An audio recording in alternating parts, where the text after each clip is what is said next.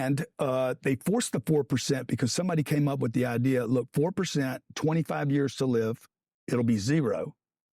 You have nothing to pass on to your kids. If that was in a piece of real estate, like we invest in, okay? Like I make real estate my retirement account. At 65, when I'm done, okay, that thing kicks me off 5 or 6% a year, but I never touch the capital. Right. I never touch the real estate. So when I die, I'm living off the 4 or 5%. I'm paying taxes on that income. But when I don't need it anymore, I still have the real estate. I never touch the original. Rubin is so lost right now. Even I'm a little bit lost. He needs to ask follow-up question. I don't know if he's saying 4% is what you'll get each year, which S&P 500 gets, or just stock market in general, it's like 10%. But you have to adjust that for inflation. So 7% around there. But, or maybe he's talking about the 4% rule, where once you have a nest egg, you can only withdraw 4%. Well, that's what's recommended. But once again, Rubin's completely lost. Even I'm a little lost. And once again, there's so many risks to real estate. He's pretending like you just get 6%. You just buy real estate, don't do anything, and just rent it to people. It's that easy. Oh, okay. Original capital amount. Let's talk. Well, I'm going to literally make a call after this. So call me. I'll let you, and then I'll call them, and then I'll call you. Talk about this unrealized gains tax that they're trying to push through, because this is, to me, like, we've talked about some bananas stuff that they're doing and rates and things like that. But to me, this is like, if you truly wanted to keep people in servitude, you wanted to destroy human ingenuity, the ability to invest, the ability to do any of the things that you've laid out here. Unrealized gains, they are not real. And you're going to tax them. It's crazy, dude. I mean, even Cuban says that it would crash the stock market. It would stop all activity. This is the first thing that would happen. Okay, if you told me, hey, tomorrow, hey Grant, we're going to start. So I actually agree with him with the unrealized gains. But Grant, once again, Dave Rubin asked a question. He is recommending everybody pull their money out of their 401ks which they're invested in the stock market. What would that do to the stock market? Doofus Grant Cardone, considering like 50% of people have 401ks, I think it's something like that. What would that do to the stock market? Would that crash it? That'd be the most obvious question to ask for Dave Rubin to go, yes. Like I said, that's more liberal. That's more liberal than I am to do tax unrealized gains. But the obvious question would be his recommendation would crash the stock market. But he doesn't care because he's in real estate. So why is he caring about the stock market all of a sudden? He doesn't even think people should be involved in the stock market. He says you shouldn't have a 401k. He's not recommending you get involved in some other stocks. So why would he... Oh my God. Well, these guys really got big ideas. I mean, look, all this can be hacked and worked around, right? Like the $50,000 business credit. I'll get a bunch of those. I could probably get 50 of those in the first year. I'll set up 50 different businesses, make them all profitable, and get $2.5 million from the IRS. The money won't even go to the right people, dude. Right. Like on the unrealized gains, all I'm going to do is set up a bunch of separate independent companies, break up my corporations, just like we did during COVID. Okay, so I'm not going to, when they started saying, hey, you're going to have a $14,000 fine if you have more than 100 people, good, I'll only have 99 people. Like there's always a workaround with the government. So it's just bullshit. Like they'd never pass it. It would shock Wall Street. Wall Street would be shocked. I like how he's kind of like, here's how I would scam the system. David was like, yay, awesome. But once again, contradicting himself. If he's just going to scam the system or legally scam the system, then why would it matter if they tax unrealized gains? If he's just going to make money off of it, and anyone can just do what he's doing. See, he just talks out both sides of his mouth. It's a terrible thing to do that, but also, if they do that, I'll make tons of money, and anyone else can make tons of money. The stock market's going to crash. That's terrible. But also, you should take all the money out of your 401k, which will crash the stock market, and invest in real estate. Wow. Eric are doing something else. Activity will stop. Nobody will trade their assets anymore. If capital gains go up, people will quit selling their products and services or quit trading their assets. So fewer assets are traded. They become more expensive. The Democrats, every time they get involved, all they do is inflate the prices of the assets. When they're trying to protect people, they actually prevent people from... Because in essence, they calcify the system, and then that just sort of protects the people that... Okay, I'm not going to sell my house in Golden Beach now, ever.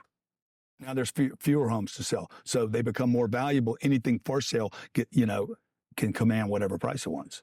What's your basic position on taxes? In my first book, I wrote just a couple pages. Like simple flat tax to me makes sense, and maybe you can have some exclusions for like under 50 grand, and maybe just to throw the Dems a bone, you could do a little progressive thing if you're making over 5 million a year or something. I don't think it's morally right. This will be quick, but Rubin does annoy me with the way that he talks. He doesn't really. He gives like half of a position and then hedges his bets on everything. Why doesn't he just say what he wants to do? Forget what the Democrats. Don't throw them a bone. Not that he's really throwing them a bone. Should I make a gay joke? No. Okay. But like, just tell me what you want to do. To throw them a bone, maybe. Also, his flat tax makes no sense. I wonder. It'd be interesting to ask him how much revenue that would actually bring in, his flat tax. Because it sounds like he's taxing basically nobody. What do you say? It's a 9% flat tax, but then people under 50,000 don't pay anything. Well, okay, that's like almost half the country. So half the country doesn't pay anything. That's fine with him. I don't think so. Yeah, just for a compromise. Just throwing a bone. Not that they ever take that bone and say it's enough. But what's your general policy on taxes? I mean, look, man, if there were zero, this country would rock. Yeah. And you know. Look, if you give me my tax money back, I'm going to spend it. I'm going to spend it. I'm going to invest it. So, like, I don't pay federal taxes. My federal tax bill for the last 20 years, I paid maybe 2 years out of 20. So I do everything I can not to pay federal. I don't mind paying local taxes, property taxes. I'm fine. Mm-hmm. I go buy something, tax me. I go buy a car, tax me. That's fine. But there's so many taxes in this country right now. It's unbelievable. I earn income. Yep. Let's say I earn $1 million. They want, what do they want? 40% of that? 30%. Yeah. So 400 grand went to the federal government. If you live in New York City, they took another 100. Now I have 500,000 left. I go spend the 500. They tax it. The 500 went to you. I went and spent it at the Rubin Associates company. You had to pay taxes. Once again, Grant Cardone, he's saying he pays zero taxes, but now he's talking about a hypothetical rich person who was going to pay 50% taxes. Follow-up question would be, how the hell do you pay zero taxes? And even Dave Rubin, with his flat tax, genius flat tax idea, would tax him, 9%? He's paying zero. Is that a problem? Is the right so crazy they think billionaires pay zero? And everyone else has to pay 10, 15, 20, 30, 40? So I pay more taxes than Grant Cardone? Is that fair? I'm going to say, is that fair? Does that even make sense, logically? even from a business perspective. That you tax people that make 50, 60. Really, even when I made like 30,000, actually I paid taxes. So even if you make 30,000 a year, you pay some taxes. I paid like 10%, something like that. So yeah, I pay more than that now. But wow. So when I made $30,000, I paid more taxes than he does. Way more. Unbelievable. And Dave Rubin has no problem with this? He's the job creator. Okay. On the 500. So I pay taxes on my million. You pay taxes on the 500. Yep. You gave 300 grand to the guy down the street. He had to pay taxes on it. Dude, everybody's being taxed. Like, this money's been taxed so many times. We should get this thing back to zero. So you would have no federal. You would have no federal income. But his number is at zero. His number is at zero. Dave, ask him how. Tell him that's wrong. Oh man, he's so confused. He wants to push back. Should we cut to Grant Cardone's car collection? Here's what Grant Cardone's spending his money on. Helping homeless veterans, right? Yeah, right. As the private jet flies over us, this is a completely obnoxious. I'm just going to be completely transparent for all the haters and the naysayers and the bitches, all of you out there that hate on people that are successful. I thought I'd give you something to hate on today because content is king, right? Okay, today we have my driver car. This is what I roll in. This is the 2021 Cullinan, Rolls-Royce Cullinan.